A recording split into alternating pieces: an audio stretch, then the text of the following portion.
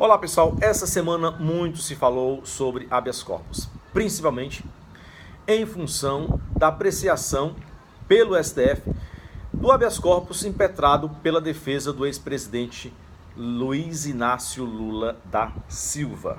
Muito bem, como foi muito falado sobre habeas corpus, eu decidi trazer aqui alguns apontamentos retirados deste camarada aqui, Guilherme de Souza Nutti, em seu livro Prática Forense Penal, ok? E é o que eu vou começar a expor, então, esses apontamentos. Primeiramente, o que é o habeas corpus? O habeas corpus é a ação de natureza constitucional destinada a coibir qualquer ilegalidade ou abuso de poder voltado, relacionado à liberdade de locomoção. Então, o primeiro ponto aqui é: o habeas corpus, ele não é um recurso, ele é uma ação, ok? É um remédio constitucional que visa proteger a liberdade, o direito fundamental à liberdade, o direito de ir e vir, ok? Isso tem previsão constitucional e previsão legal. Na Constituição, está lá nos direitos fundamentais, no artigo 5º, no inciso 66, e no Código Penal, nos artigos 647 a 667. Tratando sobre a legitimidade ativa, qualquer pessoa pode impetrar um habeas corpus. E essa pessoa é chamada de impetrante. E pode fazer em favor também de qualquer outra pessoa. E essa outra pessoa é chamada de paciente, independentemente, no caso do impetrante, de possuir habilitação técnica, ou seja, independentemente de ser advogado ou não, você pode impetrar um habeas corpus, não precisa ser advogado. Previsão está lá no parágrafo 1º do artigo 1º do Estatuto da OAB. O Ministério Público pode ingressar com habeas corpus em favor de qualquer pessoa, inclusive do réu em que o membro do Ministério Público figure como acusador, ok? O delegado e o juiz só podem impetrar habeas corpus com relação à pessoa não envolvida em investigação ou em processo em que eles, juiz ou delegado, estejam presidindo. E faz todo sentido, porque imagina só um juiz impetrar um habeas corpus em favor de alguém dentro de um processo em que ele está trabalhando, em que ele está presidindo. Então ele vai impetrar um habeas corpus para ele mesmo analisar? Não faz qualquer tipo de sentido. Os tribunais, em seus regimentos internos, têm impedido o ajuizamento de habeas corpus por pessoa estranha em favor de paciente famoso, que tem já, por exemplo, um defensor, um advogado já constituído. Talvez a defesa daquele paciente não entenda que o habeas corpus, naquele momento específico, dentro do caso concreto, não seja a melhor opção, não seja a melhor estratégia de defesa.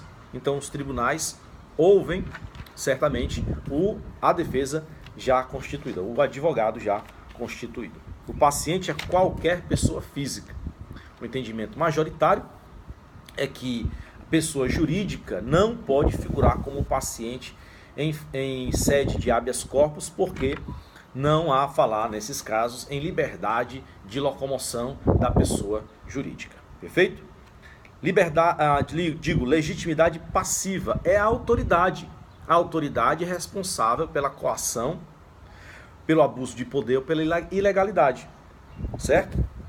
Extensão do habeas corpus serve para coibir atentados ou violações à liberdade de ir e vir. Um detalhe é que, se há recurso disponível para o caso específico, você não pode ingressar com habeas corpus. Você deve utilizar o recurso disponível para aquele caso específico. E lembra que sempre tratar, quando do habeas corpus, deve sempre estar envolvida a questão da liberdade de locomoção. Com respeito ao processamento e competência, o impetrante deve detectar de onde se origina o ato de constrangimento. Por exemplo, se o ato de constrangimento foi cometido por delegado, o habeas corpus deve ser ajuizado diante do juiz de direito. Se porventura foi cometido o ato pelo juiz de primeiro grau, então você vai impetrar o habeas corpus no tribunal competente, ok? Em caso de flagrante ilegalidade, o juiz pode conceder o habeas corpus liminarmente. Do contrário, ou seja, se não houver essa flagrante ilegalidade, requisita-se informações à autoridade apontada como coatora. Ou seja, o juiz recebeu o habeas corpus. Então, se porventura não for verificada a flagrante ilegalidade, ele vai buscar informações junto ao delegado, para que ele possa analisar, óbvio, né? Então, vindas informações, o juiz aí sim pode julgar. E não precisa, detalhe, ouvir o MP em primeiro grau. Se porventura o habeas corpus foi impetrado no tribunal, então nesse caso o juiz, depois de colhidas as informações, ele precisa ouvir o Ministério Público.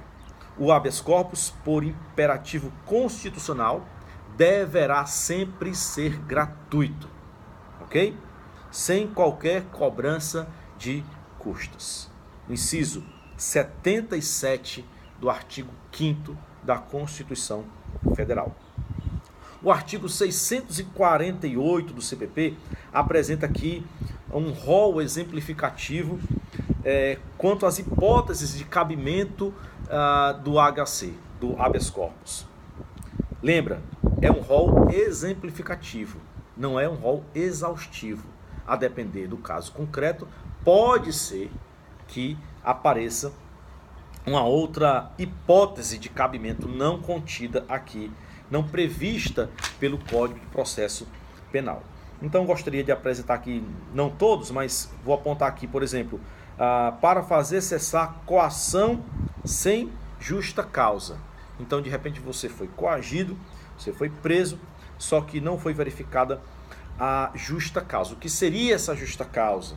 Seria falta de provas. Então você tem uma investigação sem provas, ou então um próprio processo que você não tem provas suficientes que levem a essa atitude mais drástica do poder de polícia, que seria a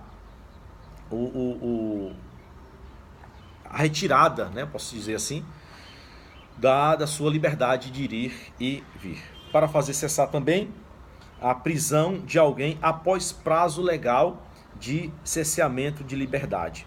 Para fazer impedir o cumprimento, por exemplo,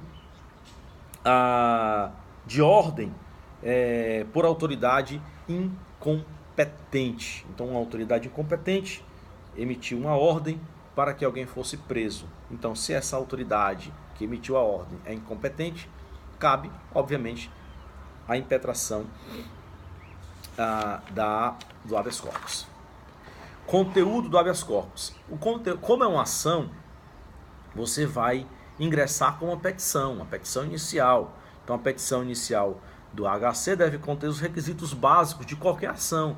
Então, você tem o endereçamento, você tem a qualificação do impetrante, a qualificação do paciente, você tem que colocar a localização, obviamente, também do paciente, apontar também a autoridade coatora, a autoridade responsável por aquele constrangimento, por aquele abuso de poder, expõe qual foi a ilegalidade e o impetrante, nesse caso, assina. Então esse é o conteúdo básico do HC. E existem duas espécies de HC, um é o preventivo e a outro é o liberatório. O preventivo